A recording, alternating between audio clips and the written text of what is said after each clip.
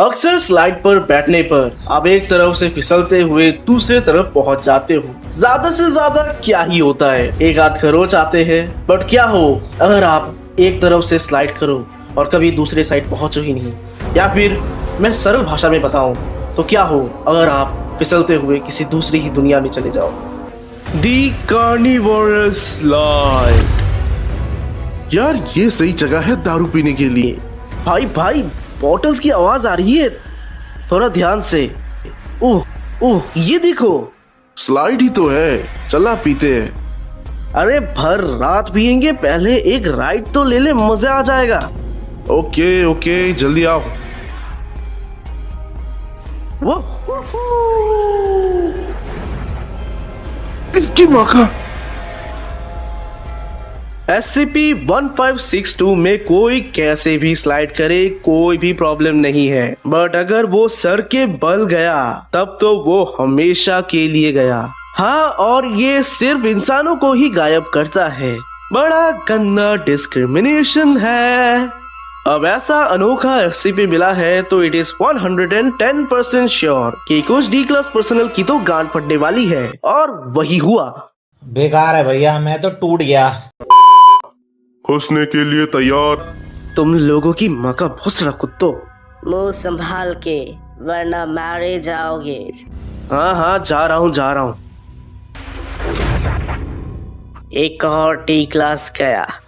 अंदर जाने के बाद काफी देर तक वो D क्लास पर्सनल रिसर्चर्स के संपर्क में रहा। D8600, can you hear me? Yeah, I can hear you, doctor. पहले वो एक शू को लेकर कंप्लेन कर रहा था, फिर उसे किसी बच्चे की बात करने की आवाज आई जो कि किसी और साइड से ही आ रही थी, और वो किसी और से ही बात कर रहा था। वो D क्लास का बंदा स्लाइड से निकलने के लिए पगला रहा था क्योंकि वो बहुत ज्यादा डर गया था। तभी एक और D क्लास बंदे को भेजा गया जिसने जाके ये देखा कि वो D क्लास जो पहले गया था वो रुक गया है, और पहले जो उसने बोला सेम वही सब बातें वो वापस दोहरा रहा है। जैसे कि उसने कैसे शू को लेके कंप्लेन किया और उसे किसी बच्चे की आवाज सुनाई दी और उसे बाहर निकालने के लिए वो हेल्प मांगने लगा। लेकिन ये सब अजीब होता जा रहा था क्योंकि जिस तरह से वो रिपीट कर रहा था ना दोस्तों, ऐसा लग रहा था कि शायद कोई टेप रिकॉर्डर है जो कि दोबारा कंटिन्यूएशन में चल रहा है। Repeat in the loop. Oh, ये तो हर एक बात दोहराता जा रहा है। इसको हो क्या गया है? D472 कुछ तो बताओ। अरे पता नहीं यार, बहुत दूर है वो। आप प्लीज हमें निकालो यहाँ से, जल्दी निकालो। D472, I am really sorry, but हम तुम्हें दोबारा नहीं ला सकते क्योंकि जैसे ही तुम स्लाइड के अंदर घुसे रस्सी का संपर्क टूट गया। हालांकि तुम ज्यादा चिंता मत करो, तुम्हें बचाने के लिए हम कुछ भी करेंगे। अनफॉर्चुनेटली उन दोनों D क्लास पर्सनल को दोबारा कभी नहीं देखा गया क्योंकि SCP फाउंडेशन का एक रूल है, D क्लास माचुता है। इतना चुभने लगा हूँ सबको, छुरा तो नहीं हूँ। पर कार्निवोरस स्लाइड पर रिसर्च चालू रहा। उस स्लाइड को साइट 18 में शिफ्ट भी कर दिया गया। MTF एजेंट ब्लैक एक हाईली पोस्टेड और रेपुटेड एजेंट है जिन्हें मिशन स्लाइड एक्सप्लोरेशन के लिए भेजा गया। और मैं जा रहा है भाई लोग, दुआओं में याद रखना। Okay.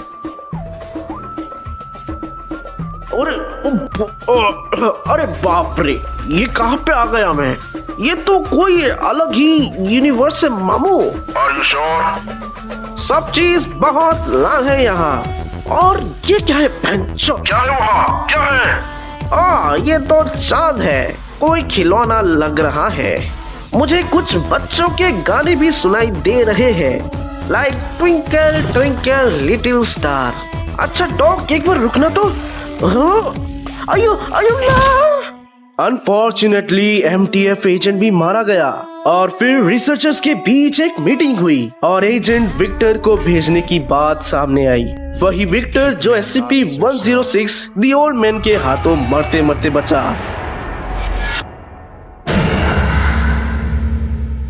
जाता हूँ। विक्टर को उसके गुड लक के लिए भेजा गया था। वो एक SCP नहीं है, लेकिन समहाउ वो हर सिचुएशन से बच जाता है। उस दुनिया में जाकर वो MTF एजेंट ब्लैक को मरते हुए देखता है, क्योंकि उस यूनिवर्स में ये सब बार बार रिपीट होता रहता है। विक्टर शांत बैठा था कि तभी उसने एक बच्चे को हवा में उड़ते देखा। अचानक उसे एक छोटा क्यूब सांप की तरह जकड़ लेता है और इससे पहले कि वो कुछ करता उस पर स्लाइड अटैक कर देता है। किसी तरह वो मरते मरते बचा और वहाँ से निकल गया और एक बॉल उसके पास आया। बॉल दो मेरा। क्या? बॉल दो, मेरा बॉल है वो। क्या तुम अकेले हो? हाँ, यहाँ हम सब अकेले ही हैं, क्योंकि वो सबको मार देता है। मैं यहाँ का इंचार्ज हूँ। बॉल दो और तुम भी खेलो। चलो खेल ही लेता हूँ। पास इट। ओ भाई, क्या शॉट मारा है। अरे रुक, कहाँ जा रहे तू? ये है हमारा राजा। ये तो टटी है। शांत हो, मुंह लगा दे तेरा। I don't think so. राजा हूँ मैं यहाँ का, औकात मेरे। हो क्या तुम? और ये सब? ये सब मेरा राज्य है, मेरा महल। तो तुम मेरे बारे में जानना चाहते हो? जी, मुझे जान के अच्छा लगेगा महाराजा। ओह, तुम कितने अच्छे हो, काफी जल्दी समझ गए। तो सुनो, जब मैं छोटा था तो मैं कुछ भी हिला सकता था अपनी सोच से। प्लेग्राउंड में ज्यादातर चीजें मेरी सोच की वजह से हवा में ही उड़ती थी। मैं इतना पावरफुल हूँ, इसीलिए मैंने खुद को अपने मन से ही ऐसा बनाया। और तुम सब हमेशा हमेशा के लिए मेरे साथ रहोगे, मेरे राज्य में, और मेरी सेवा करोगे। पागल है क्या कुत्ते? ऐसा मत बोल, वो गुस्सा हो जाएगा। गाली दिया तूने साले, मैं तुझे खत्म कर दूंगा।